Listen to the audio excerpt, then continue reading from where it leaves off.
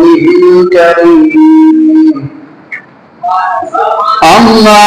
بعد فأعوذ بالله من الشيطان الرجيم بسم الله الرحمن الرحيم سبحان الذي أسرى بعبده ليلا من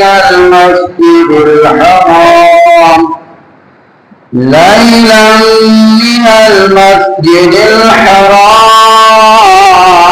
إلى المسجد الأقصى آمنت بالله صدق الله العظيم إن الله وملائكته يصلون على النبي يا أيها الذين آمنوا صلوا عليه وسلموا تسليما حضرت چلے معراج کو بلغ العلا بکمالہ اندھیرا تھا اجالا ہوا کشف الدجا بجمالہ افعال کے سب بھلے حسنت جمیع حصادہ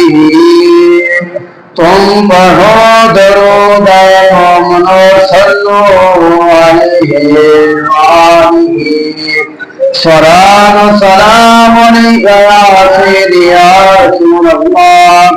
سلام علیکہ یا سیدی یا حبیب اللہ وعلى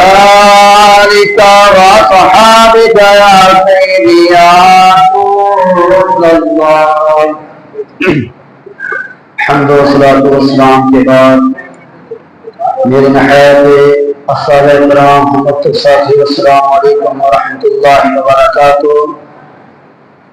دعا ہے کہ اللہ تبارک تعالیٰ سے کہ جو میں نے آیت کریمہ پڑھی آپ کے سامنے کہ اللہ تعالیٰ مجھے حق سچ بیان کرنے کی توفیق عطا فرمائے۔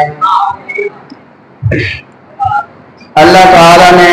ہمارے نبی حضرت محمد مصطفیٰ احمد مصطفیٰ صلی اللہ علیہ وآلہ وسلم کو بہت سے معجزے عطا فرمائے۔ اللہ تعالیٰ نے ہمارے نبی حضرت محمد مصطفیٰ احمد مصطفیٰ صلی اللہ علیہ وآلہ وسلم کو بہت سارے معجزے عطا فرمائے، جس میں ایک عظیم الشان معجزہ معراج بھی عطا فرمایا۔ اللہ تعالیٰ نے ہمارے نبی کو معراج بھی عطا فرمائی، یہ بھی بہت بڑا معجزہ ہے۔ اللہ تعالیٰ نے فرمایا سبحان الذی اسری بعبدہ لیلا من المسجد الحرام الی المسجد الاقصی، پاک ہے وہ ذات جس نے اپنے بندے کو سیر کرائی رات کے تھوڑے حصے میں مسجد حرام سے لے کر مسجد اقصی تک۔ حضرات محترم، یہ ایک عجیب سفر، عجیب سیر ہے۔ یہ نہ تو کوئی دنیا کا سفر ہے، نہ کوئی کسی ملک میں جانے کا سفر ہے، نہ ہی کوئی کسی باغ میں جانے کا سفر ہے، بلکہ یہ سفر کی اصل حقیقت وہ جانتا ہے جو سفر جس نے سفر کیا یا جس نے سفر کرایا۔ حضرات محترم،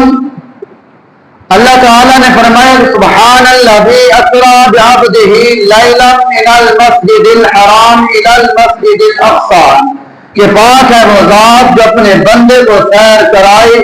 مسجد اقصی، مسجد حرام سے لے کر مسجد اقصی تک۔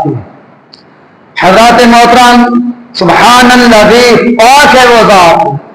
کلام عرب میں یہ لفظ اس وقت بولا جاتا ہے جب ایسا کلام سننے ان کی عقل اور بشر نہ سمجھ سکے، مگر وہ علم الغیوب جانتا تھا کہ لوگ میرے نبی کریم صلی اللہ علیہ وآلہ وسلم کی معراج پاک کو تسلیم نہیں کریں گے۔ تو اللہ تعالیٰ نے فرمایا کہ اے میرا محبوب،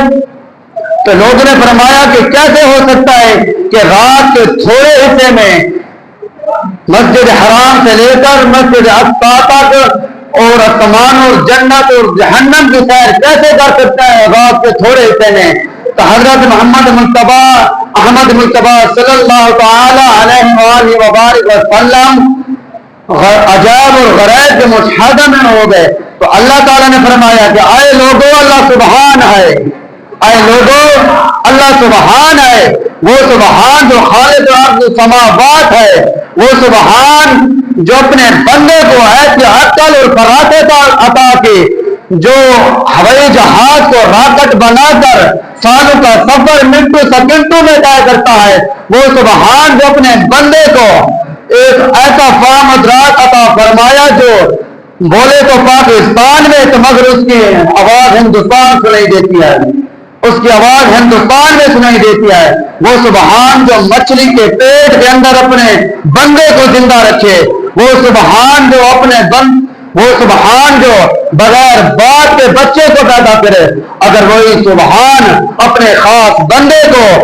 زمین و آسمان، زمین کے درے درے اور آسمان کے کونے کونے کی سیر کرے تو کیا بعید ہے؟ حضرات محترم، جب معراج کا وقت آیا تو اللہ تعالیٰ نے حضرت جبریل امین سے فرمایا کہ اے جبریل جا حضرت محمد مصطفیٰ احمد مصطفیٰ صلی اللہ تعالی علیہ وآلہ وبارک وسلم کی بارگاہ میں جاؤ اور ان کو عرض کرو کہ میں آپ کو لینے آیا ہوں۔ اللہ تعالیٰ جب حضرت جبریل علیہ السلام حضرت محمد مصطفیٰ احمد مصطفیٰ صلی اللہ تعالی وسلم کی بارگاہ میں گئے تو حضرت جبریل نے فرمایا یا رسول اللہ، اللہ تعالیٰ نے آپ کو سلام بھیجا ہے کہ میں آج آپ کو لینے آیا ہوں۔ حضرات محترم، حضرت محمد مصطفیٰ صلی اللہ علیہ وسلم نے فرمایا کہ چلو تم یہیں ٹھہرو، تم یہیں ٹھہرو۔ حضرت محمد صلی اللہ علیہ وسلم نے غسل فرمایا اور وضو کیا اور آپ صلی اللہ علیہ وسلم کے ساتھ حضرت جبریل علیہ السلام نے براق لیا ہے تو براق پر سوار ہونے لگے۔ تو جب آپ سوار ہونے لگے تو سب سے پہلے آپ نے حضرت محمد مصطفیٰ نے سب سے پہلے اپنی امت کو یاد کیا۔ جب آپ نے اپنی امت کو یاد کیا تو آپ کی آنکھوں میں آنسو جاری ہو گئے۔ تو حضرت جبریل امین نے فرمایا یا رسول اللہ، آج تو خوشی کا دن ہے، آج تو مسرت کا دن ہے، آپ پریشان کیوں ہیں؟ حضرت جبریل علیہ السلام سے جب حضرت صلی اللہ علیہ وسلم نے یہ سنا تو حضرت محمد مصطفیٰ نے فرمایا اے جبریل، آج مجھے اپنی گناہگار امت یاد آ رہی ہے، آج تو میں براق پہ سوار ہو کے جا رہا ہوں، کل قیامت کے دن میں گناہگار امت 50,000 سال لمبا دن کا سفر کیسے طے کرے گی، 3 سال کا سفر کیسے طے کرے گی؟ تو اس لیے میں اپنی امت کو میں نے یاد کیا۔